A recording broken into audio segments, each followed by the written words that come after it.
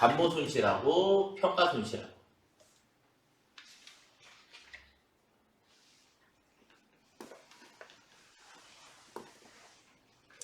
감모 손실이라고 하는 것은 우리가 뭐를 감모 손실이라 그래요?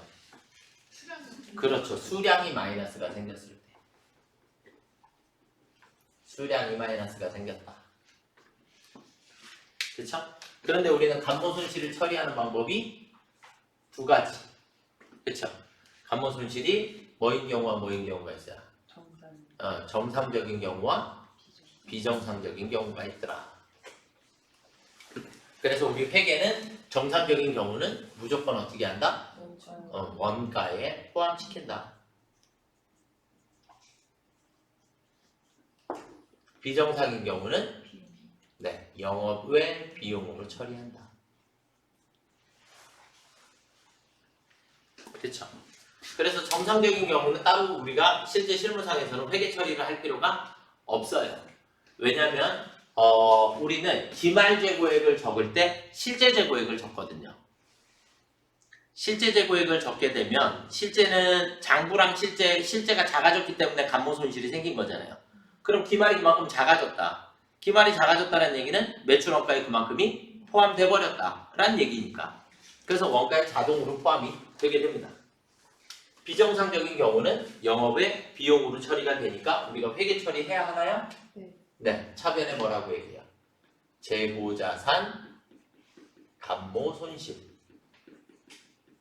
그리고 예를 들어서 원재료가 없어졌으면 원재료 없어지고 적용 8번.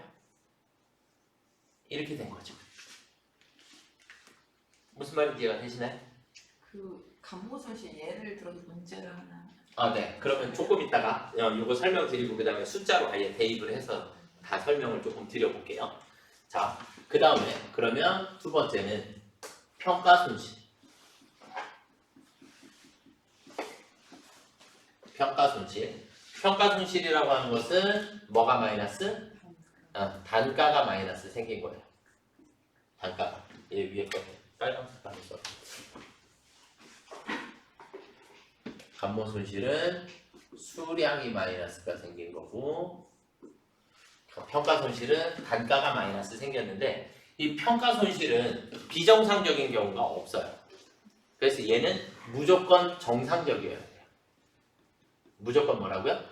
정상적이다. 그런데 이 평가 손실을 계산을 하실 때 우리가 같이 나와야 되는 게 뭐냐면 저가법이에요. 저가법. 저가법이라고 하는 것은 가치의 하락은 인정, 가치가 상승하는 것을 인정하지 않는다. 이렇게 보시는 거죠. 그래서 저가법이다라고 하는 것은 우리 자산에 취득가액이 있으면 취득가액보다 가치가 떨어졌을 때 우리는 뭐라 해요? 평가 손실이다라고 얘기를 하는 거예요. 평가 손실. 그리고 얘의 가치가 다시 상승했을 때 우리는 어디까지만 인정한다? 최초의 취득 원가까지만 인정한다. 그래서 여기까지만 평가 손실을 뭐 해줘야 된다? 환입시켜줘야 된다. 그러니까 역분개해라 라는 얘기가 되는 거죠. 이해가 되셨나요? 그래서 최초의 취득 원가 이상 올라간 부분은 인정한다 안 한다? 인정하지 않는다. 이렇게 개념이에요. 그래서 정상적인 경우에 우리가 회계 처리를 하면 정상적인 경우는 우리가 어떻게 해야 된다고요? 원가에 포함해줘야 돼. 무조건 회계는 무조건 정상적이면 원가에 포함. 그런데 얘는 회계 처리를 해놔야 돼. 왜 해놔야 되냐면 회복될 수 있으니까. 이해가 되시나요? 네. 그래서 우리는 차변에 뭐라 그래요? 재고자산, 평가 손실. 그리고 대변에 재고자산, 평가 충당금이라고 하는 거예요.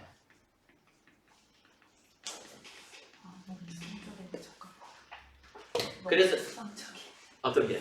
예? 적합법의 그 설명이 되게 추상스럽게 빨리 안 다가오고. 그냥 100만 원짜리인데 70만 원이 됐어요. 그럼 30만 원 떨어졌죠. 그럼 재고자산 평가 손실 30만 원, 재고자산 평가 충당금 30만 원.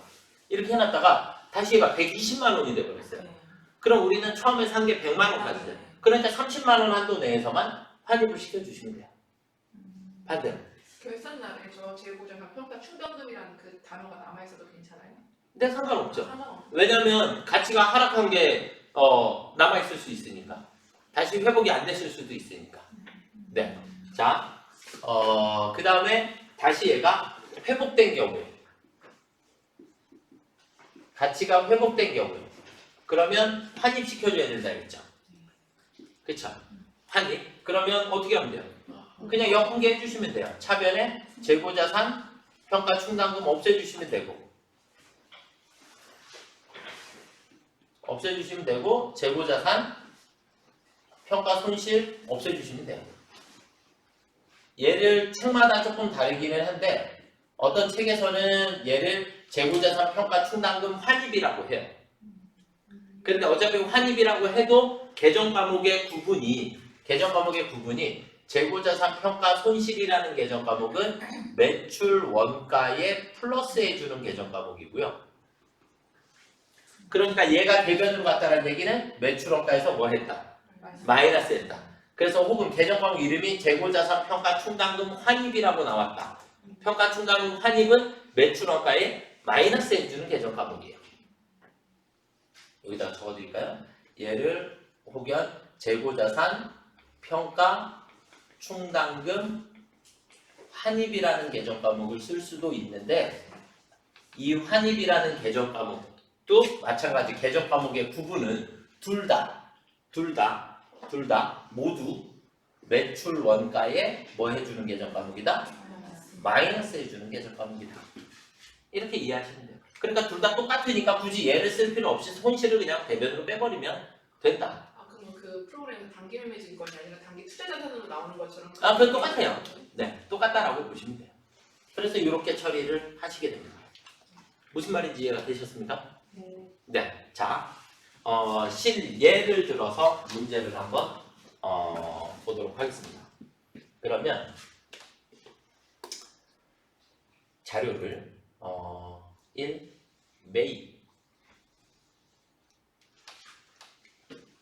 매입이 아니라 1.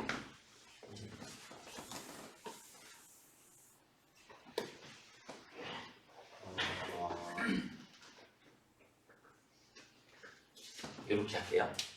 여기에다가 자료 1. 전기 2월 전년도에서 넘어온 거 이게 우리가 기초죠. 기초가 100만 원이 있었어요. 그 다음에 2. 1년 동안 매입한 게 1000만 원이 있었어요. 1000만 원이. 그 다음에 3. 차기 2월 기말 재고액인 거죠. 기말 재고액이 200만 원이었다. 이렇게 그냥 놓고 볼게요. 이렇게 놓고 그러면 뭐 문제상에서 매출액이 얼마다 이건 크게 의미는 별로 없으니까 매출액은 크게 의미가 없으니까 우리가 일단 이 차기 2월이 장부상의 금액이다라는 전제하에 장부상의 재고액이다라는 전제하에 우리가 매출원가를 계산을 해보시면 매출원가가 얼마가 나와요? 900만 원이 나온다라는 것까지는 이해가 되시죠? 그렇죠? 기초에 매입해서 기말 빼버리면 되니까 이해가 되시나요? 그런데 우리가 이제 기말을 이제 볼 거예요. 기말에 장부 재고액은 장부상의 재고액은 얼마였어요? 200만 원이었어요. 장부상의 재고액은. 그런데 실제 재고액을 봤더니 실제 재고액이 150만 원만 있는 거예요. 150만 원만. 이해되셨나요? 실제 재고액이 150만 원인데 그 중에 정상적인 게 예를 들어서 30만 원이었다. 그러니까 지금 실제 재고액이라는 얘기는 여기서 감모 손실이 발생을 했다는 얘기죠. 감모 손실 중에 정상 감모가 30만 원이었다라는 얘기예요. 아시겠죠? 그 다음에 순실현 가능해. 우리는 시가라고 얘기를 하니까 얘의 시가는 120만 원, 110만 원이라고 할게요. 시가가 110만 원이다. 이해가 되셨습니까? 그러면 어떤 상황이 생기냐? 첫 번째 장부 재고액은 200만 원이었고 실제 재고액은 150만 원이니까 50만 원의 감모 손실이 생겼죠. 얘가 상품이다라는 가정하에 그러면 첫 번째 감모 손실에 대해서 우리는 감모 손실에 대해서 회계 처리를 하게 되는데 차변에 우리는 뭐라고 얘기하면 돼요? 재고자산 감모 손실 얼마예요? 얼마라고요? 20만 원이라고요. 정상적인 것은 따로 회계 처리한다 안 한다? 안 한다. 그러니까 우리는 감모 손실 중에 비정상적인 감모 20만 원만 없애주시면 돼요. 이해가 되셨나요? 네, 그렇게 되니까 대변에 가서 상품 20만 원이 없어지면 되겠죠. 무슨 말인지 이해가 되셨습니까? 아시겠나요? 얘를 지금 우리가 상품 계정으로 그려보면 상품 계정에 기초가 100만 원이 있었고 매입이 1000만 원이 있었고 우리는 기말 재고가 200만 원이라고 했었어요. 그쵸? 200만 원이라고 했었는데 그 중에서 우리는 지금 50만 원어치가 없어졌죠. 그런가요? 50만 원이 없어졌는데 50만 원만큼에 대해서 우리가 감모 손실을 잡아놓은 게 얼마라고요? 20만 원만 감모 손실을 잡아주는 거예요. 20만 원만. 그러면 우리는 중요한 게 기말 재고액을 200만 원이 없어서 그래요. 기말 재고액은 우리가 실제 재고에 150만 원을 적어주시면 되고 실제로 남아있는 게 150만 원이니까 실제 재고에 150만 원을 적어주시면 되고 그 다음에 감모 손실이 20만 원이 생겼으니까 20만 원의 감모 손실 나머지 30만 원은 정상적이다 라고 보는 거예요. 정상적이다. 그러면 우리는 양쪽의 합이 같아야 되니까 170만 원만큼을 빼게 되면 얼마 나와요? 930만 원만큼이 매출 원가로 잡히게 되죠. 무슨? 네. 그래서 30만 원만큼이 매출 원가에 포함이 되었다라는 개념이에요. 무슨 말인지 이해가 되시나요? 아시겠나요?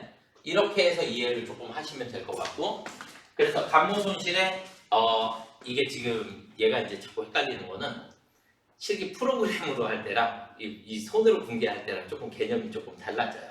개념이 달라져서 이제 시가를 적용을 하게 되면 시가가 110만 원이잖아요. 그러면 내 기말 재고액이 얼마로 바뀌어요? 110만 원으로 바뀌게 돼요. 여기 있는 금액. 그러면 기말 재고액을 110만 원으로 바꿨다라는 얘기는 40만 원만큼이 매출 원가에 추가로 플러스가 돼야 된다는 얘기가 되는 거죠. 그래서 970만 원만큼이 매출 원가가 산출이 되는 거예요. 무슨 말인지 이해가 되셨나요? 그래서 시가가 110만 원으로 떨어지게 되면 우리는 실제 재고액이 150만 원이었고 시가가 110만 원이니까 우리는 두 번째 평가 손실에 대한 회계 처리를 해야 하는데 평가 손실은 차변에 재고자산 평가 손실 얼마가 생겼다? 40만 원이 생겼다. 40만 원이 생겼고 얘만큼은 우리가 재고자산 평가 충당금이라고 해주시는 거다. 그럼 40만 원. 이렇게 잡아주시면 돼요. 무슨 말인지 이해가 되시나요? 네, 그래서 재고자산 평가 손실이라고 잡히지만 이 손실은 어차피 원가에 포함이 되게 됩니다. 무슨 말인지 이해가 되셨나요? 조금 이해가 되셨어요? 그래서 얘가 조금 여러분들이 이해하시기가 조금 어려우실 수도 있어요. 그런데 실제 시험 문제에 나오면 지금 여기에 제가 분개해드리는 것은 실무 문제에서 나와요. 얘들 둘은 실무 문제, 그러니까 실기에서 기말 재고에 나와 있는 거에 감모 손실과 평가 손실 잡는 게 이제 실무 문제에서 나오는 거고 그 다음에 얘네들의 금액 계산해야지 되는 문제들은 그냥 이론 문제상에서 금액 계산해야 되는 것들이 나오게 되고. 아시겠나요? 네. 그렇게 해서 우리는 여기에다가는 제가 지금 얘가 시가를 적었잖아요. 그렇죠? 그런데 여러분들은 결산자료 입력에다가 만약에 입력을 하셔야 되잖아요. 결산자료 입력에다가 장부재고의 실제재고의 시가평가액 이렇게 나오면 결산자료 입력에다가는 무조건 실제재고액을 입력을 해주셔야 돼요. 결산자료 입력. 결산자료 입력에다가는 무조건 실제재고액을 입력을 해주시면 왜 그러냐면 실제재고액을 150이라고 입력을 하잖아요. 그러면 우리는 얘에 대한 회계 처리를 할 거죠. 그렇죠? 얘에 대한 회계 처리를 하기 때문에 평가 충당금 얘의 자산이 40만 원만큼이 마이너스가 생긴다라는 게 간접적으로 기록이 돼요. 그래서 실제 반영되는 건 110만 원이 반영이 되게 돼요. 매출원가 산출을 하실 때.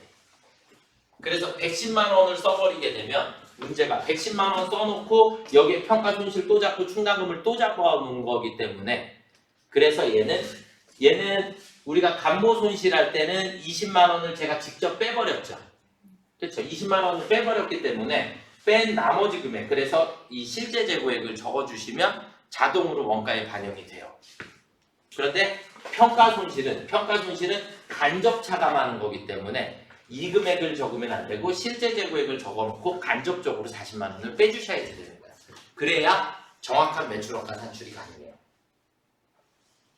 실제를 적고 평가 손실에 대한 회계 처리를 하고 시가에 그걸 기준으로 해가지고 차액만큼을 평가 손실이다라고 회계 처리를 하면 어차피 간접적으로 40만 원이 차감이 되기 때문에 기말은 110만 원으로 자동으로 계산이 되게 돼요.